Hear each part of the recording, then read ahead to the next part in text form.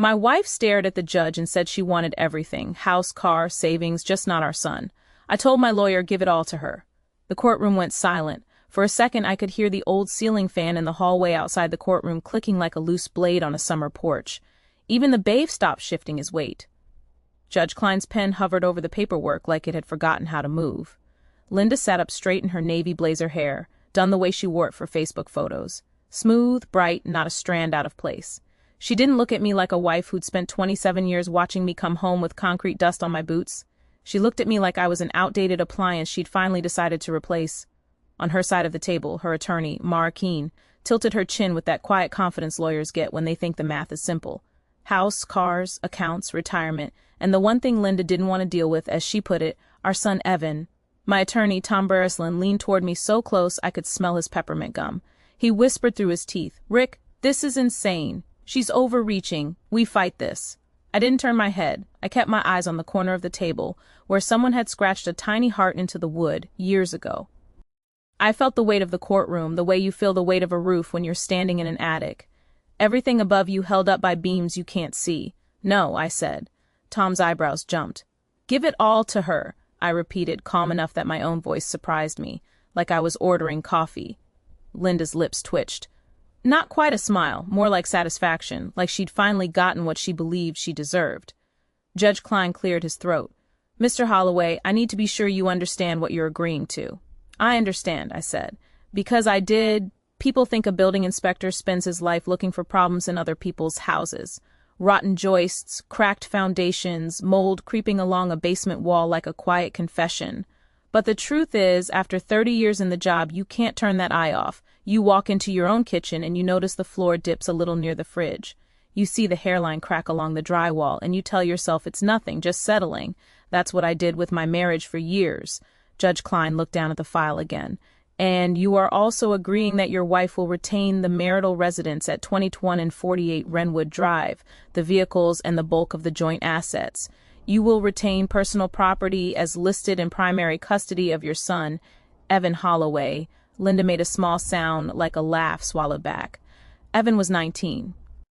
Technically, the court didn't have to decide custody the way it would for a little kid, but Linda had made her position clear anyway, right there on the record, like she couldn't help herself. Everything except the son. That line didn't just land in the courtroom, it landed in my chest. Evan wasn't a couch you could haul out and replace when it didn't match your new look. He wasn't a box you could drop off at Goodwill because you were chasing a different life. But Linda had already decided he didn't fit the picture she wanted to post. Judge Klein's gaze softened for half a second, and I saw the human behind the robe. "Mr. Holloway," he said slower now, "is anyone pressuring you into this agreement?" I looked at Linda finally. Her eyes were dry, steady, beautiful the way they always were, even when she was being cruel. "No, Your Honor," I said. "No one's pressuring me." I signed the page they slid across the table. The pen felt heavier than it should have. Not because it was hard to write my name, because of everything that name had meant: years of building something, fixing things, paying bills on time, trying to do right by my family. Linda watched my hand move like she was watching money transfer between accounts. When I finished, I set the pen down gently, like it could break if I dropped it. The hearing wasn't the end. Not really. It was a door closing, and I'd already walked through it in my head months ago because this didn't start in that courtroom. It started 8 months earlier at 2:07 in the morning with a blue glow from Linda's phone lighting up our kitchen like a police siren. Back then, I still slept in the same bed as her, still believed our life, plain steady Ohio normal, was solid enough to last. I'd gotten up for water. It wasn't dramatic, just the way you do at 56 knees complaining bladder, not as patient as it used to be. I patted down the hall in my socks past the frame photos. Evan at 8 holding a bluegill at Cedar Creek Lake, Linda and me at a Dayton Dragons game, sunburned and smiling, the kind of photos that make you think you know someone. The kitchen was dark except for that phone light. Linda was at the table, hunched over thumbs, moving fast. She didn't hear me at first. The air smelled faintly like her face cream lavender, expensive, something she'd started buying after she found herself on Facebook groups full of women talking about reinvention. I stopped in the hallway, not trying to spy, just pausing because the way she held herself looked secretive, tight, like she was trying to keep something from spilling. The message on the screen wasn't hard to read from where I stood. Big white letters on a black background. Can't wait to have my own play stage. You're going to look unstoppable. Then another one. Once you're free, you won't have to drag dead weight around anymore. Dead weight. My throat went dry. My heart did that stupid thing where it tries to punch its way out of your ribs. Linda smiled at the screen. Not a polite smile. A real one. The kind I hadn't seen aimed at me in a long time. I backed up without making a sound, then turned and walked back down the hall like my legs belonged to someone else. In the bathroom, I stared at myself in the mirror. I looked like what I was, an older guy with crow's feet graying at the temple's shoulders, still broad from a lifetime of carrying ladders and tool bags, but with a tiredness around the eyes you can't scrub off. I went back to bed and lay there in the dark while Linda slipped in beside me 20 minutes later, phone face down, acting like she'd just gotten a drink of water, too. She smelled like lavender and lies. The next day, I didn't confront her. That might sound weak. Maybe it was, but I've been in enough houses where people panic the minute you point at a crack. They start arguing, blaming patching with cheap filler painting over the stain. That doesn't fix the leak. So I did what I always do. I started inspecting, not her phone again, not right away. I inspected the life around me, the way Linda talked, the way she dressed, the new habits that didn't match the old ones. Linda began treating our home like inventory. She called it building the business like that made everything noble. Linda's homestaging side hustle started small. Just a few pieces, Rick, she'd said, waving a hand like she was shooing away a fly. People pay good money for this. It's just temporary. Temporary turned into constant. The first thing that disappeared. Ed was the nice throw blanket Evan's grandma had crocheted. Then our better lamp. Then the set of dining chairs. I tightened the bolts on myself after Evan spilled milk on them when he was 5. Our living room started to look hollow. The best couch vanished one Saturday while Evan and I were out picking up parts for my old Ford at AutoZone. When we came back, there was a cheaper love seat in its place, the kind that sags in the middle like it's given up. Van stood there with his backpack slung over one shoulder, staring at the room. "Where's the couch?" Linda breezed in behind us with a grin, holding a coffee from Starbucks like she'd won a prize. "It's at a client's. It's fine." "This one works, Barb." Van's eyes flicked to mine. He didn't say what I knew. He was thinking that our house was being emptied out piece by piece, and somehow Mom was acting like it was progress. Swallowed the anger because I didn't know where to put it yet. "Okay," I said, "as long as it comes back." Linda laughed. "You worry too much, brr." Tea wasn't just the couch. I started noticing boxes in the garage, taped shut, labeled in Linda's handwriting. I started noticing the way our joint account dipped at odd times, not like groceries or gas, but like somebody was buying big-ticket items in a hurry. Brr. ND. Then I saw it. Not at 2:07 a.m., not in a secret text. I saw it in the one place you can't lie to a man like me. Paperwork? The college fund statement came in the mail on a Thursday. I'd gotten home early from a brr. To visit an old duplex on the west side with a basement that smelled like damp cardboard. I was tired, my back stiff, and I did what I always do. I sorted the mail at the counter. The envelope was thin official. Evan's name wasn't on it, but I recognized the investment company logo. I opened it. The balance was lower. Not a little lower, thousands lower. My first thought was a mistake, a computer error, something that would get corrected. Then I saw the transaction line, neat and merciless. Transfer out. I stood in my own kitchen, the same kitchen where Linda had smiled at dead weight, and I felt something in me shift like a joist finally snapping after too much rot. That money wasn't ours, not in the way Linda meant it. That was Evan's future, and Linda had taken it like she was borrowing a lamp. I heard the front door open. Linda's heels clicked on the tile, sharp, confident, the sound of someone who thinks she's walking into the life she deserves. I slid the statement back into the envelope and set it down. Not because I was scared of her, because for the first time I understood exactly what she was doing. She wasn't leaving a marriage, she was stripping a house, down to the studs, and planning to sell the lumber. And I wasn't going to stop her by yelling. I was going to stop her the way I stop any dangerous structure from hurting the people inside it, by letting the truth carry the weight. I didn't sleep much after that night with a bank statement. That's not the right way to put it. I slept, but the way you do in a chair at a hospital, drifting in and out, never fully letting go. Every sound in the house felt louder. The refrigerator kicking on, the wind brushing the siding, Linda's breathing beside me, steady and unconcerned. In my line of work, we call it progressive failure. A structure doesn't collapse all at once. It weakens slowly, quietly, until one day the load is too much. I lay there staring at the ceiling, tracing a faint crack that ran from the corner toward the smoke detector. I'd noticed it years ago. Hairline cosmetic, nothing worth fixing. I told myself that crack was my marriage. Linda started spending less time at home after that.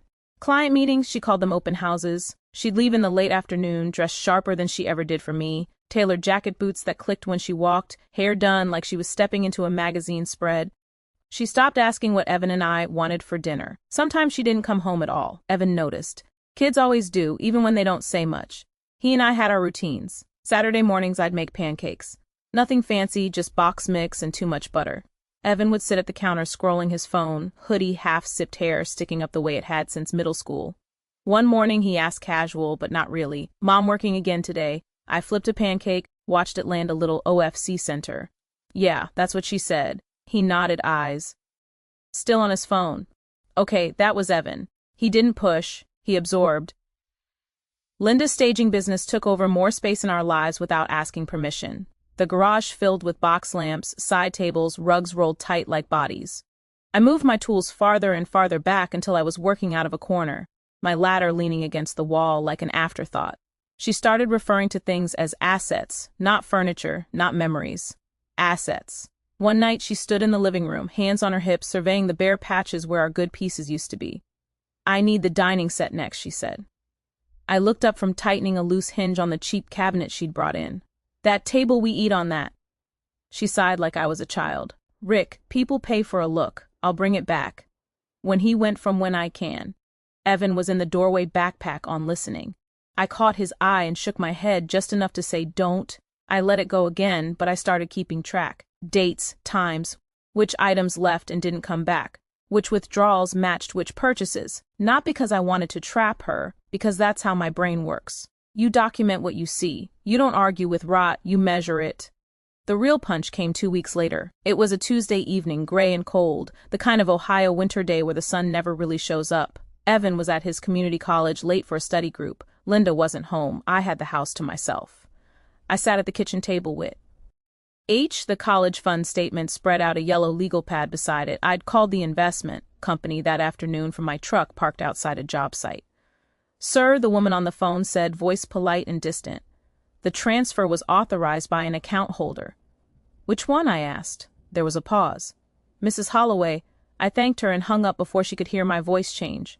Now I stared at the numbers again, like they might rearrange themselves if I looked hard enough. That money wasn't a bonus. It wasn't extra. It was years of cutting corners, skipping vacations, driving cars until they rattled all so Evan would have a shot without drowning in loans. I pictured Linda picking out sofas, swiping a card, telling herself it was temporary, that she'd put it back, that she deserved it. I heard the garage door open. Linda came in, humming, cheeks pink from the cold, carrying a bag from some boutique downtown. She froze when she saw the papers on the table. "What's that?" she asked. "College fund?" I said. She set the bag down slowly. "Why are you looking at that?" "Because it's missing money." She crossed her arms. "It's an investment. It'll come back." "You took it," I said. I kept my voice level. "You took Evan's college money." Her face hardened. "Don't be dramatic. It's our money." "It's for Evan," I said. She rolled her eyes. "Evan will be fine. Kids figure it out. Besides, this business is for all of us." That's when I knew. Not just that she'd taken the money, but that she didn't anything wrong with it. Linda turned away, already done with the conversation. "I'm exhausted. We'll talk later." Later never came. Over the next month, the house emptied out even more. The good chairs, the coffee table I'd built myself from reclaimed wood, the spare bedroom Evan used to spread his textbooks, across, now stacked with boxes labeled "Staging Do Not Touch." The place started to echo. Evan sat at the kitchen table one night, elbows propped, staring at his phone without really seeing it. "Daddy," he said, quiet. "Are we moving?" I felt that question like a nail through my boot. "I don't know yet," I said honestly. He nodded, jaw tight. "Okay," Linda announced she wanted a divorce 3 weeks later, like she was announcing a new venture. "I'm not happy," she said, standing in the same kitchen she'd hollowed out. "I want more out of life, and I'm not going to apologize for that." She had already spoken to a lawyer, already picked out what she wanted: house, cars, accounts. I asked her one question. "What about Evan?" She waved a hand. "He's basically grown. He can stay with you." Like she was leaving behind a piece of furniture. She didn't feel like moving.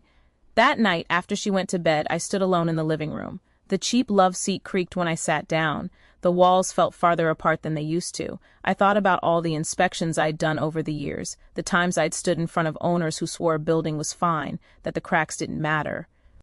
They always say that right before something gives way. I didn't cry, I didn't yell. I pulled out my phone and opened the Notes app. I titled it Wrenwood and I started writing everything down. The thing about Rod is that once you see it, you can't unsee it. Every inspection after that felt different. I'd be standing in some half-renated rental on the east side, clipboard in hand, listening to a landlord swear the wiring was good enough, and all I could think about was my own house, how I'd believe the same kind of lies because they were convenient. Linda filed the paperwork a week after she said the word divorce out loud. No tears, no shouting, just signatures and a look on her face like she was finally stepping into the life she'd been denied. I called Tom Brareslin the next morning. I'd known Tom for years, ran into him at a VFW fish fry, once bonded over bad coffee and worse bingo prizes. He was the kind of lawyer who still shook hands like it meant something. We met at a diner off Road 48, the kind with cracked vinyl booths and a bell that rang when the cook was ready. Tom listened while I talked. I didn't raise my voice. I didn't rush. I laid it out the way I lay out a violation report. Facts. First feelings later. When I finished, he leaned back and rubbed his chin. Rick, he said, she's asking for a lot. I know we can fight this, he said. You've got leverage. The college fund alone. I'm not here to fight. I said that stopped him. He stared at me over his coffee. Then, why are you here? Because I needed to know how a building falls without taking the wrong people down with it. I told him that part without using those words. I told him about Evan, about the withdrawals, about the way Linda was moving things, signing things, treating the marriage like a storage unit she was emptying out. Tom sighed. If you push back hard now, she'll dig in. Motions, delays, fees. She'll bleed you dry before you ever see a courtroom. I nodded. That lined up with what my gut had been telling me. And if I don't, I asked. Tom hesitated. Then you might lose everything. I looked down at my hands. Thick fingers nicked and scarred from decades of work. Hands that had fixed roofs, held ladders, steadied Evan when he learned to ride a bike. Everything isn't everything I said. Tom watched me for a long second. You're planning something. I'm planning not to hold up a bad structure anymore, I said. I just need to know how not to get crushed under it. That earned a slow nod. Okay, Tom said. Then we go quiet. No accusations, no theatrics. We document and we wait. Waiting is harder than fighting. Linda took my silence as surrender. I could see it in the way she talked to me. Short, dismissive, already moving on. She started spending more time downtown, posting photos of projects and transformations. People commented with little fire emojis and words like boss and unstoppable. She liked those comments. I could tell. Meanwhile, I started doing what I do best. I documented. I took photos of the garage when she wasn't home, the stacks of furniture, the lamps still tagged from suppliers. I noted serial numbers the way I note appliance models in a failed inspection. I pulled bank statements and highlighted patterns, transfers that lined up with purchases, payments made from accounts that were supposed to be untouched. I didn't snoop. I didn't hack. I didn't break locks or passwords. Everything I saw was either mailed to the house or tied to accounts my name was still legally on. And then there was the storage unit. I noticed the charge one evening while balancing the checkbook, something Linda hadn't bothered doing in years. Monthly fee, not cheap. When I asked her about it, she barely looked up from her phone. It's for overflow. Overflow of what? Inventory? She said like it should have been obvious. Rick, you don't need to know every detail. She was right. I didn't need details. I needed location. A quick search confirmed what I suspected. The unit was in an industrial strip, not zoned for commercial storage the way she was using it. Fire codes, liability issues, the kind of thing that doesn't matter until it suddenly does. I didn't report it. That part matters. I didn't call it in. I didn't flag it as an inspector. I didn't bend a single rule. I just wrote it down. Letting someone keep building on bad ground isn't the same as pushing the building over. Evan caught me one night sitting at the table, legal pad open, paper spread out. Why? Are you okay? He asked. Yeah, I said. He hesitated, then sat down across from me. Mom says you're letting her take the house. I met his eyes. Is that what she said? He nodded. She said you don't want to fight. I chose my words carefully. I'm choosing what matters. He looked at the table, then back at me. That's me, right? I reached across and squeezed his hand always. Linda filed for an expedited settlement. She wanted it fast, clean. She wanted to be done with the past before it could complicate her future. Her lawyer sent over drafts that read like a shopping list. House, cars, accounts, business interest. I didn't argue, I didn't negotiate, I agreed to almost everything with 2 conditions: custody of Evan and time to review the paperwork carefully. Marla Keene called Tom irritated. "Your client is being uncooperative." Tom smiled when he told me that later. "She's impatient," he said. "That's good for us." I spent nights going over documents with a cheap desk lamp, the kind that hums faintly. I read every line the way I read blueprints, looking for load-bearing language. Ownership, responsibility, assumption of debt. Linda was so focused on what she was getting, she didn't ask what came with it. I felt fear, don't get me wrong. There were moments I wondered if I was wrong. If I was about to lose the house, I'd fixed up room by room the neighborhood. I knew the life I understood. But every time that doubt crept in, I'd picture Evan at that kitchen table asking if we were moving. And I'd picture Linda's voice saying everything except the sun. That's when my resolve hardened. I wasn't preparing for court. I was preparing for what came after. By the time the paperwork reached its final draft, our house didn't feel like a house anymore. It felt like a model home after the movers leave clean on the surface, empty underneath. Linda walked through it like a buyer already imagining new owners. She talked on her phone while pacing the living room heels, clicking on the hardwood I'd refinished myself years earlier. "Yes, I'll have the house by summer," she said one afternoon, not bothering to lower her voice. "Rick's folding. He doesn't have the stomach for a fight." I stood in the garage pretending to organize my tools. Each word landed like a small insult, not because it hurt, but because it confirmed what I already knew. She thought this was about strength, about who blinked first. She didn't understand inspections. I began packing my things in earnest. Not furniture, she wanted that, but the items that had my hands on them. The things that carried weight no appraisal could measure. My tool belt, the hammer with the chipped handle, the level I'd used on half the houses in Montgomery County. I wrapped them carefully the way you do when you're leaving a job site for the last time. Evan hovered in the doorway, trying not to get in the way. "You taking all that with us?" "Yeah," I said. "I'll need it." "For what? For starting over?" He nodded. He didn't smile, but he didn't look scared either. That meant more to me than anything. The hardest room was the kitchen.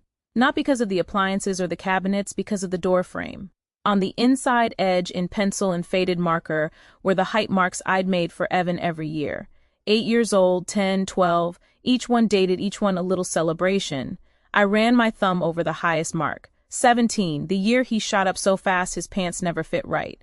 Linda walked in behind me. "You're not taking that," she said like she was joking. I turned. "No," I said, "I'm not." She shrugged. "Good. It's part of the house." I stared at the marks a second longer, then stepped back. Some things don't travel. They stay where they're made. That night, Evan and I ate pizza on paper plates because the good dishes were already gone. Linda was out again. I didn't ask where. "Dad," Evan said, chewing slowly, "are you sure about this?" I wiped my hands on a napkin. "About what?" "Letting her take everything." I leaned back in the chair, listening to the hum of the refrigerator, the ticking clock over the sink. Sounds I'd heard for decades. "No," I said. "I'm not sure, but I'm sure about you." He looked at me for a long moment, then nodded. Okay, that was enough. The week before the final hearing, Linda barely spoke to me, unless it was about logistics, utilities, mail forwarding, which car would be hers. She acted like she was already gone, like the paperwork was just catching up. I met Tom one last time in his office. He spread the documents out across the desk. "This is it," he said. "Once you sign, it's done." I scanned the pages, eyes landing where I knew they would. Ownership clauses, assumption of liabilities, business interest transferred in full. "You're sure?" Tom asked quietly. I thought about the storage unit, the missing money, the way Linda never once asked how Evan was handling any of this. "I'm sure," I said. The morning of the hearing, I stood in the empty living room one last time. The walls echoed when I breathed. The cheap love seat sagged under its own weight. I didn't feel anger. I felt something closer to resolve. I locked the door behind me and put the key on the counter right where Linda would find it. At the courthouse, Linda smiled when she saw me. Not kindly, confidently. I took my seat beside Tom, folded my hands and waited. The courtroom smelled faintly of old paper and floor polish, the kind of smell that never really goes away, no matter how many cases pass through. I'd been in that building before for permit hearings and appeals, but sitting there that morning felt different. This wasn't about a roofline or a missing handrail. This was my life reduced to paragraphs and signatures. Linda sat 2 chairs down from me, legs crossed, posture perfect. She wore a light gray suit that probably cost more than my monthly truck payment. Her hair was pulled back clean the way she liked it when she wanted to look serious. She didn't look nervous. She looked ready. Marla Kea. Nay leaned in close to her, whispering something that made Linda nod and smile. I didn't need to hear it. I already knew the gist. We're about to win. Tom Beresland shuffled the papers in front of us. He glanced over at me, eyebrows raised just enough to ask the question he'd already asked 3 times that morning. You okay? He murmured. I nodded. Let's finish it. Judge Klein entered robes, swaying slightly as he took a seat. The bailiff called the room to order, and everyone stood then sat. The sound of chairs scraping echoed louder than usual. The judge adjusted his glasses and looked down at the file. We're here to finalize the dissolution of marriage between Richard Holloway and Linda Holloway. Linda sat up a little straighter. This was her moment. Judge Klein reviewed the settlement terms out loud, his voice steady and practiced. House on Wrenwood Drive to Linda, vehicles to Linda, financial accounts as outlined, business interests retained solely by Linda, personal property to be divided as listed. As he spoke, I felt each item slide away from me like a tool being set down for the last time. I didn't flinch. I'd already let go of these things in my head. In custody of the party's son, Evan Holloway, the judge continued, shall remain primarily with Mr. Holloway, has agreed. Linda's jaw tightened for half a second, then it relaxed. She'd already dismissed Evan as an inconvenience she was happy to offload. Judge Klein looked up. Mr. Holloway, do you confer your agreement to these terms? I do, I said. And Mrs. Holloway? Yes, Linda said, crisp and confident. The clerk slid the documents across the table toward me first. The stack was thick, the pages warm from the copier. I picked up the pen. For a brief moment my hand hovered, not because I didn't know what I was doing, because I did. I thought about the garage when Evan was little him sitting on an upside-down bucket while I worked, handing me screws like they were treasure. I thought about the kitchen door frame, the pencil marks. I thought about that night at 7 a.m., the glow of Linda's phone, the word dead weight. I signed. My name looked smaller on the page than I expected. I slid the papers back. Linda reached for them, eagerly, flipping through to make sure everything was there. When she finished signing, she handed the stack to Mara with a satisfied little sigh. It was over, or so she thought. Judge Klein stacked the documents neatly. Before I enter this into the record, he said, is there anything further from either side? Linda leaned back, arms folded, smile already forming. Mara started to shake her head. Tom stood up. Your Honor, he said, we respectfully request that the court acknowledge the attached exhibits submitted with the settlement. Linda turned sharply toward Mara. What exhibits? Mara frowned. What exhibits? The clerk handed Judge Klein a thinner folder clipped to the back of the settlement. Mara leaned forward, snatching her copy fro. The table. She flipped it open, eyes scanning fast. Her face changed. It wasn't dramatic at first, just a pause, a blink. The way someone looks when they realize a number doesn't add up. Linda whispered Mara. Mara flipped another page, then another. Color drained from her face. Judge Klein adjusted his glasses again. Miss Keene. Mara stood abruptly, chair legs screeching against the floor. Your Honor, she said, voice tight. I need a moment. Linda grabbed her arm. What is it? Mara shook her off, eyes still glued to the pages. Her breathing had gone shallow quick. I sat still, hands folded, heart steady. Mara's voice rose despite herself. This changes things. Judge Klein's brow furrowed. In what way? Mara looked at Linda, then back at the judge, panic flashing across her carefully practiced composure. Your Honor, the attached documents indicate significant undisclosed liabilities tied to the business assets my client has just accepted in full. Linda's smile vanished.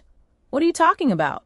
Mara turned to her eyes wide. Linda, these reports, these transfers, these obligations, they're yours now. All of them. Linda stood. Rick, what did you do? I met her gaze calmly. I signed what you asked for. Judge Klein raised a hand. Miss Keene, lower your voice. Mara swallowed hard.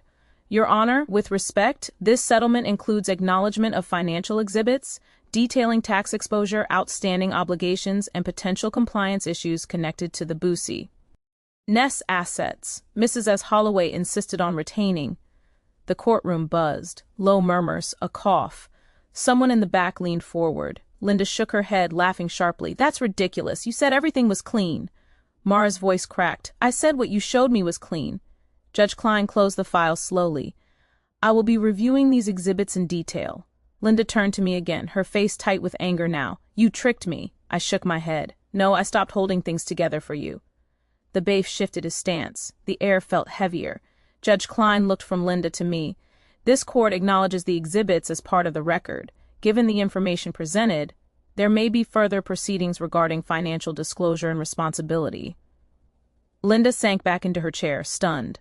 Mara stared at the papers like they might burst into flames, and for the first time since this began, I saw it in Linda's eyes. She hadn't won.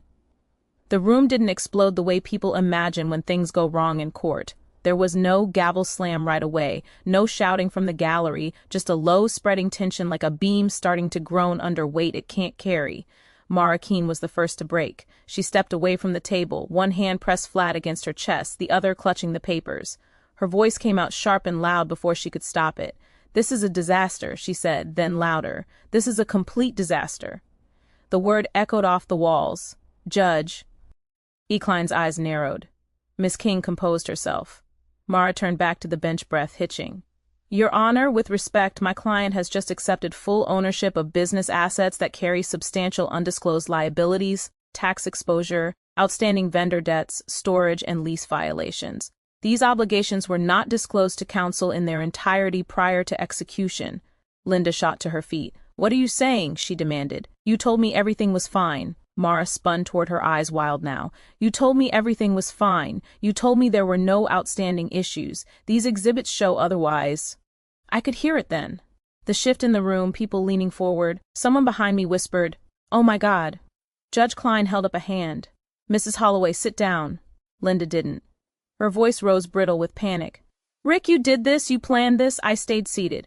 My hands rested on the table, fingers interlaced. "I agreed to what you asked for." "You hid this," she snapped. "You hid it." "No," I said. "I stopped covering it up." That's when Mara screamed. It wasn't a theatrical scream. It wasn't loud for effect. It was the sound a professional makes when they realize the ground under their feet isn't ground at all.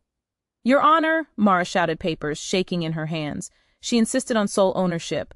Sole, that means full responsibility. Every lien, every tax obligation, every compliance issue attached to these assets. She accepted them when she demanded everything. Judge Klein's jaw tightened. He leaned forward, scanning the top page of the exhibits. His expression changed from irritation to something colder, more focused.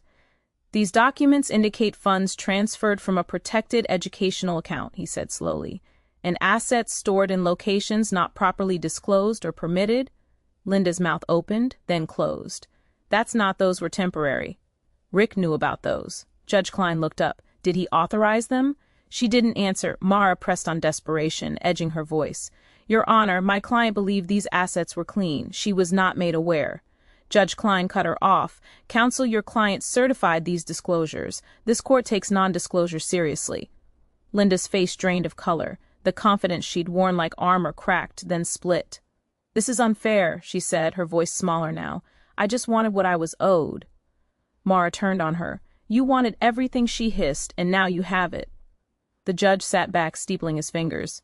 "This court will acknowledge the settlement as executed. However, given the information presented, I am ordering a review of financial disclosures and referring certain matters for further examination." The bailiff shifted closer to Linda's side of the room.